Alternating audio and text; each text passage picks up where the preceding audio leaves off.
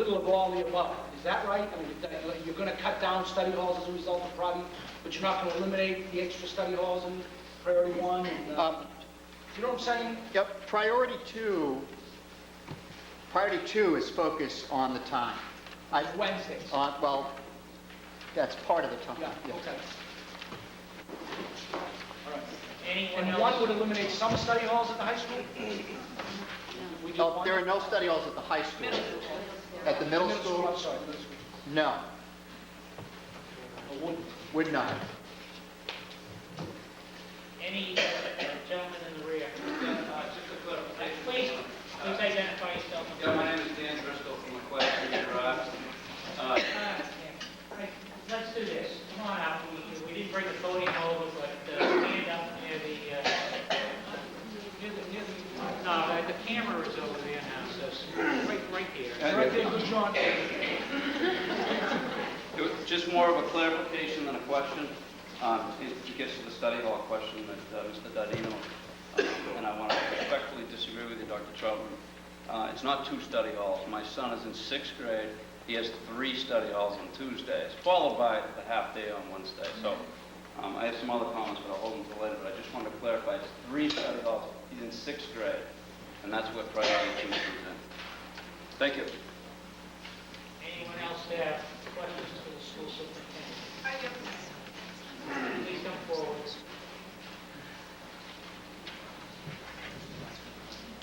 I'm Deb Spencer, North Street. Why didn't we reinstate foreign language and the cultural thing for the junior high to help with the study halls? Because that's huge for some of these kids, showing them diversity and, you know, cultural things, both those topics. Just to explain a little bit about the... Can you repeat the question? Yes, Mrs. Spencer's question was, why are we not recommending to restore in the middle school a program called International Cultures? So just to educate everyone, because you may not have a middle school youngster, last year our students took 4 core subjects, math and English and science and social studies.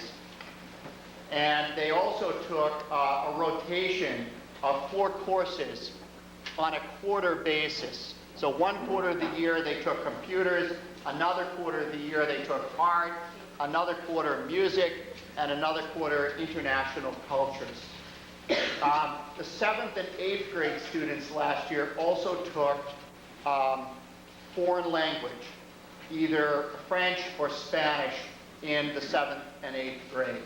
And the 6th grade students took two classes of reading in the 6th grade.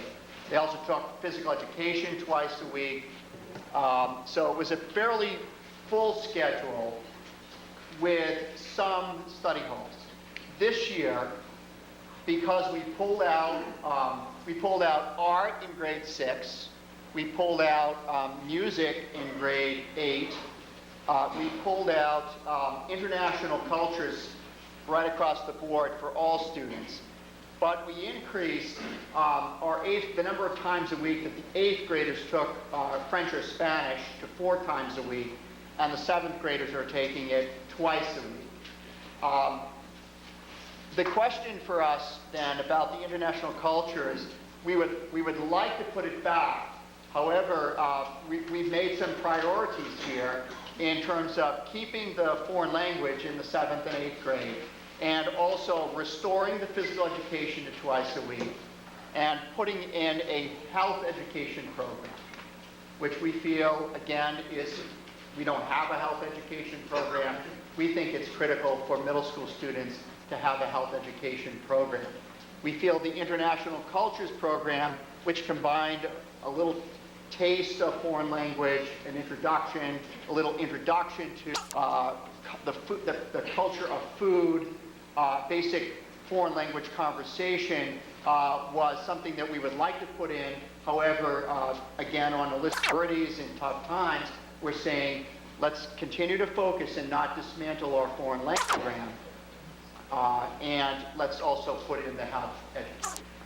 To the question of that, I think Mr. Driscoll asked in terms of the, one of the changes that we made this year was that last period of the day. It goes by different names for a middle school youngster. It's called either town meeting or G block.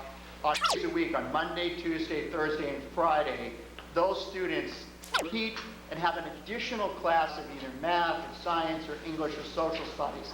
On Wednesday, they have a program called Advisor Advisee, which is a time when students come together with their teacher and they talk issues that affect middle school youngsters.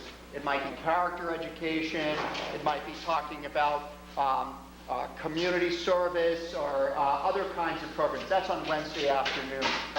So Monday, Tuesday, and Thursday and Friday, a sixth grader is going to have the 4 subjects plus a repeated one, an extended one, and they're going to have either music program for a quarter, technology for a program for a quarter, or they may have a gym class. I'm not sure. I'd have to go back and check the schedule. I'm not sure where the third one comes from.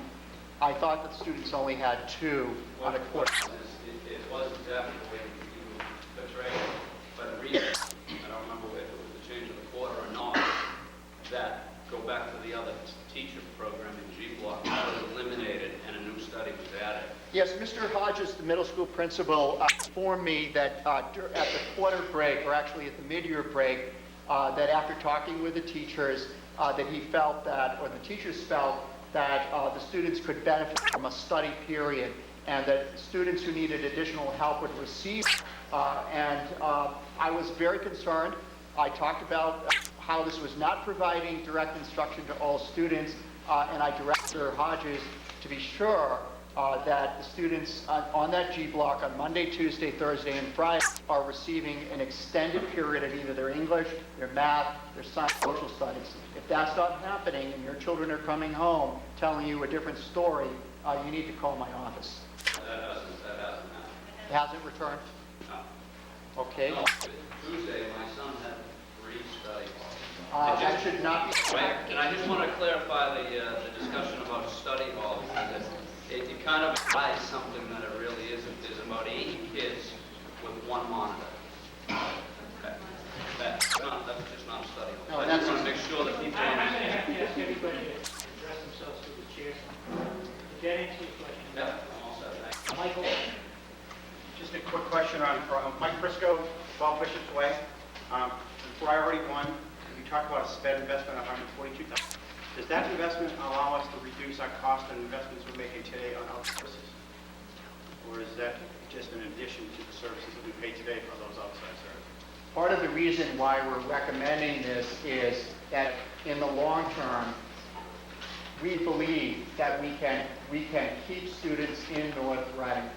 We believe that the data supports the fact that when you focus on students, that you will lower your outside costs, private school, special education, and transport services. So the direct answer is yes. Do you have a savings by any chance associated with that number, long or short term? I can tell you that we can point these in the budget in special education over the last number of years on our investment in inclusion. We have established a number of programs at the elementary level, the middle school level, and the high school, and that has clearly reduced school tuition. And that's our reasoning for making the investment at the elementary level. Representative Jones is here, and does anyone have any questions? Mr. Jones? He's been responsible for coming up with funds for this town, and he's done an extraordinary job.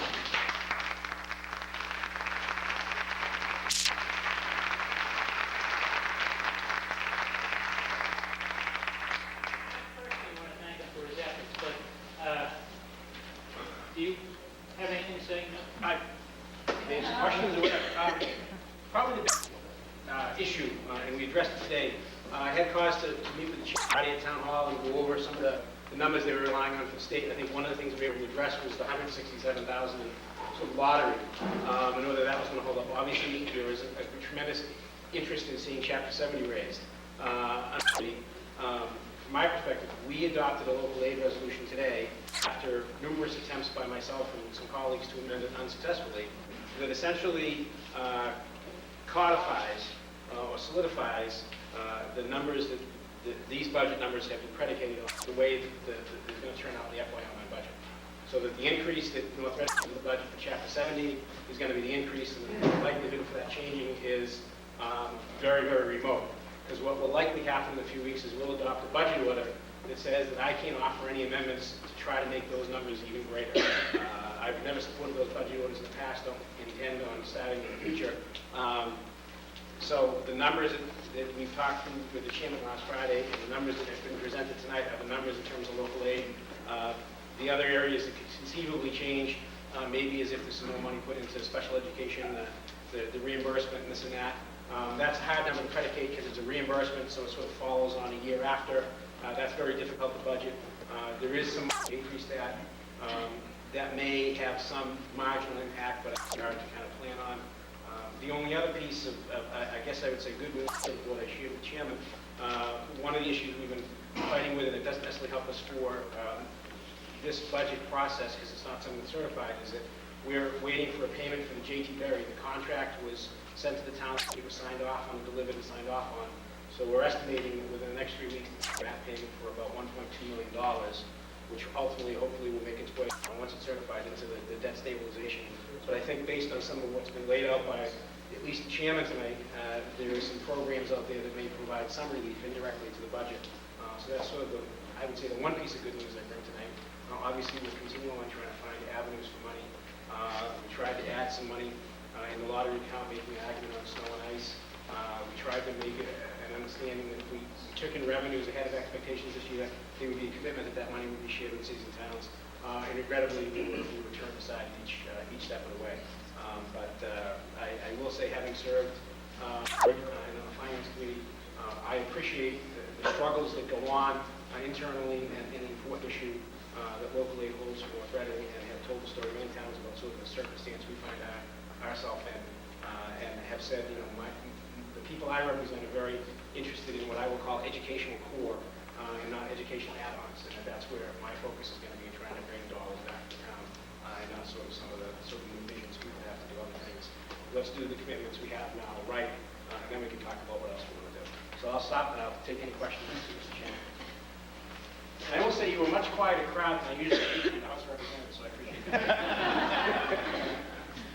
Okay, I want to move on to the board discussion, where we can find some additional money. But there's a gentleman in the back that may have had a question. Yeah, first, Mr. Briggs, open it up to, tonight and this week, and if there's an override, we're going to be dealing with the issue of this year's finances. But with the ongoing issue of Proposition 2.5 hitting us year after year, and that's being come down from the state, what can be done to to alleviate, some of these struggles? I mean, towns, it's not just North Reading, it's all the towns in the state of Massachusetts. How can, come up with a longer-term solution so that, so towns can realistically fund the expenses that they're incurring? I mean, with a 5% increase in teacher costs, and you're saying, well, 2.5% override every year, I mean, this just goes on and on. Every year, the town officials in a very big fine, they're supposed to be providing town services, but yet they're not allowed to provide the finances to provide those services. When you say, well, the state will provide, but then you say we provide it from lottery services. I mean, why are we, putting our finances based upon people's gambling habits? I mean, there's got to be a better, it needs to be a longer-term solution for the entire state of Massachusetts. And so I raise that to you as our state representative, and how do we deal with it? We've got these gentlemen who are trying to take care of this year and working very hard and diligently, but it's getting to a point where the burden is getting to be too much for these people. So I put it to you as our state representative to help on a statewide level to deal with a statewide issue. I'm not sure it's a question as much as it is a statement, and I appreciate the statement.